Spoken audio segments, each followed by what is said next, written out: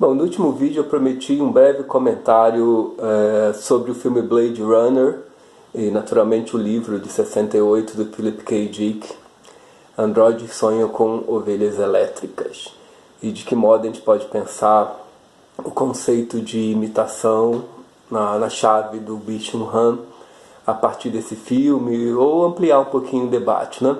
Uma coisa que me deixou muito animado e motivou foi que no filme de 82, dirigido pelo Ridley Scott, a ação passa exatamente no ano de 2019. Então surge a questão óbvia, né? O quanto do 2019 sonhado ou imaginado no Blade Runner de 1982 se realizou.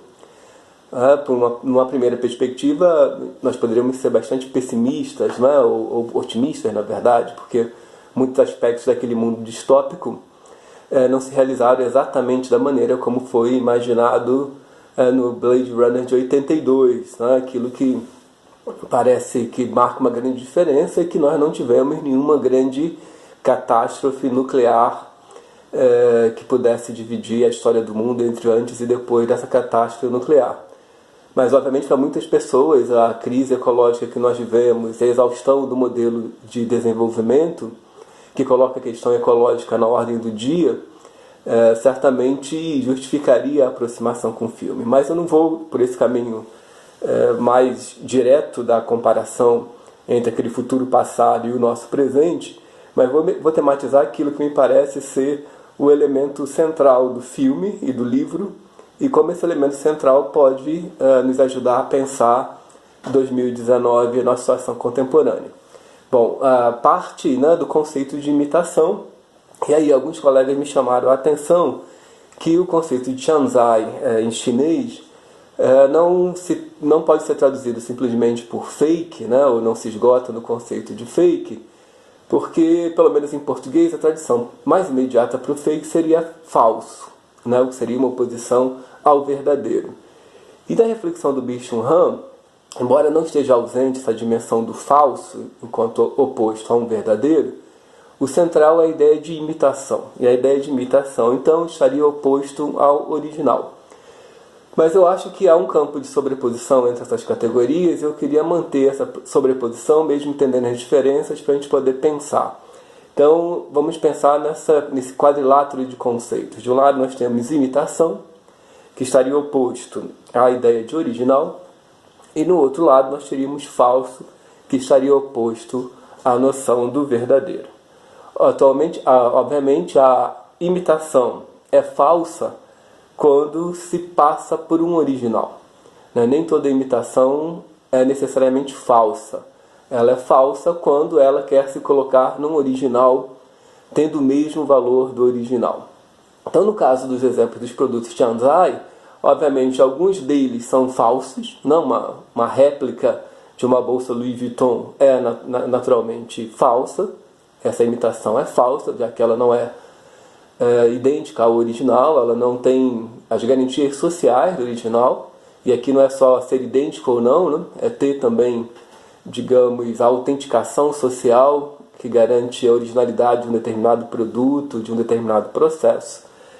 E a imitação, naturalmente, pode ser verdadeira. No caso das analogias que nós estamos procurando, com o conceito de fake news, o que é exatamente uma fake news e como ela se coloca nesse quadrilátero imitação, original, falso, verdadeiro. Fake news, naturalmente, não é só uma notícia falsa, né? Senão nem teria muito sentido a emergência dessa espécie de neologismo chamado fake news para caracterizar essa notícia falsa, porque, afinal de contas, ao longo de toda a história da humanidade, sempre houve notícias falsas, né? Mas o que parece que caracteriza a novidade das chamadas fake news é que elas são notícias falsas que tentam parecer verdadeiras, que se apropriam de um conjunto de dispositivos para que pareçam verdadeiras. Então são veiculadas, por exemplo, em sites que simulam sites de notícias, são veiculadas através de estratégias que simulam as estratégias comuns da circulação das notícias usuais, E, além disso, elas se alimentam de um ambiente que põe em questão as diferenças entre as notícias fakes e as notícias regulares. Por isso que muitas vezes essas notícias também podem ser chamadas de notícias alternativas. A fake news, então, ela não é só falsa, ela também tem um aspecto de Chanzai, ela imita o verdadeiro, e a tensão que ela provoca é justamente por essa imitação que torna difícil não só a sua identificação como notícia falsa, mas aí que é o mais importante, levanta uma dúvida sobre todo o sistema regular de notícia. Ora, tanto no livro de 1968 quanto no filme de 1982, o centro da trama também mobiliza essa equação entre imitação, original, falso e verdadeiro. Que todo mundo sabe que um androide é uma imitação de um ser humano, ou no caso do livro também está muito presente a imitação de animais, androides que imitam animais, e esse mundo está um pouco organizado na existência desses seres, dessas imitações de seres reais. No caso do livro fica evidente que essas imitações surgem porque após o desastre nuclear, o desastre ecológico, há uma extinção maciça, e então a produção dessas réplicas, desses androides de animais e de seres humanos, dá conta de uma necessidade imediata da humanidade. Então o problema aqui não é a existência da imitação, contraposta à existência dos originais. No caso dos animais, esses originais nem existem mais, mas quando essas imitações começam a se passar pelos originais. Ou seja, eles adquirem então um certo estatuto de falso, né?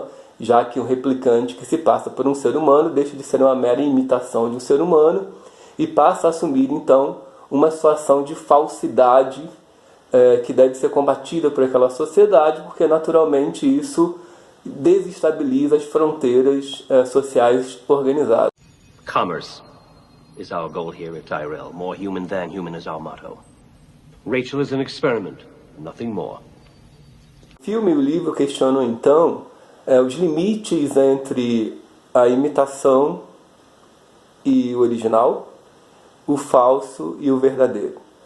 Não só porque as cópias se passam por originais, mas porque também os suportes originais, ou seja, os seres humanos reais, já não são mais tão seres humanos assim. Isso fica mais evidente no livro, né? Então, no livro há uma síndrome, há uma doença que boa parte da humanidade que ficou na Terra desenvolve em função da contaminação pela poeira nuclear, e também porque, na ausência da vida normal do planeta, na ausência de animais, na ausência da possibilidade de reprodução para muitas pessoas, as condições de empatia são reduzidas a ponto de se tornar uma espécie de religião pública obrigatória, a fim de algum modo manter as condições de humanização daquela população que continua no planeta Terra.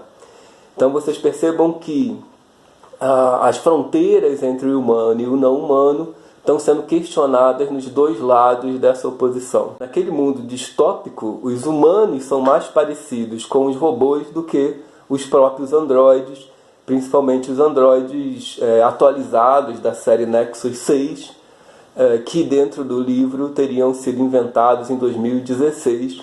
E aí uma das coincidências do tempo histórico, 2016, o mesmo ano em que emerge a palavra fake news. Bom, assim como os androides no mundo de Philip K. Dick põem em questão a própria humanidade dos humanos, a crise da fake news se agrava e nos permite comparações analógicas com o filme, porque não se trata apenas da existência da notícia falsa, mas a própria existência da notícia falsa se alimenta da dúvida em relação ao sistema da notícia verdadeira.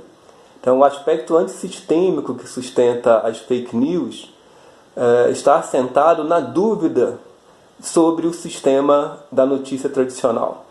Então, quem movimenta as chamadas notícias alternativas ou as fake news, de maneira geral, constrói, aliado a isso, um discurso de que a grande imprensa, o sistema da notícia tradicional, estaria corrompido a tal forma de que não seria mais possível, então, diferenciar a notícia verdadeira da notícia falsa.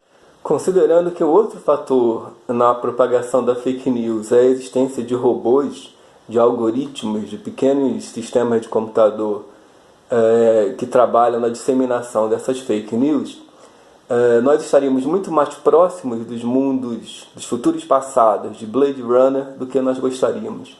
Um mundo invadido por replicantes, onde a fronteira entre a imitação e a cópia é cada vez mais nebulosa, é cada vez mais tênue. Bom, espero que tenha gostado do vídeo. Se não está inscrito ainda, você pode se inscrever no canal, clicar no sininho para receber notificações de vídeos novos. E não deixe também de deixar comentários aí embaixo, porque isso sempre ajuda a gente a entender como o vídeo tem sido recebido, quais são os interesses, quais são as críticas. Isso é muito importante para um trabalho como esse, que para um professor universitário é um pouco de fronteira, a gente vai tateando e vai entendendo devagarzinho aí o interesse de quem está nos vendo. Um abraço e até a próxima.